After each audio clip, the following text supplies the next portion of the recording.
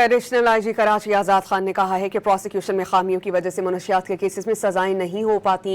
Prosecution के मसाइल को बेहतर करने की कोशिश कर रहे हैं और पिंकी के केस की तफ्तीश में कोई खला नहीं है। जो मामला कोर्ट में जाएगा तो पता चलेगा। तहकीकात चल रही हैं, इस पर मजीद कुछ नहीं कह सकते।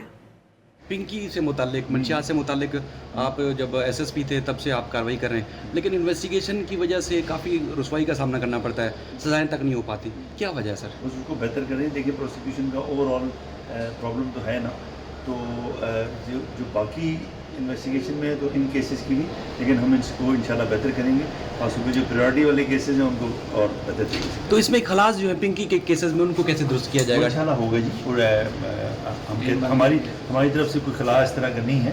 वो कोई और कह रहा है तो खला नहीं होता। ये तो जब कोर्ट में जाएगा तो फिर पता चलेगा ना। तो और कोई इन्वेस्टिगेशन में कोई चीज़ सामने आई हो, कौन मुल्ज़मान उसमें? काम अभी तो ऑनगोइंग इन्वेस्टिगेशन है तो फिर बात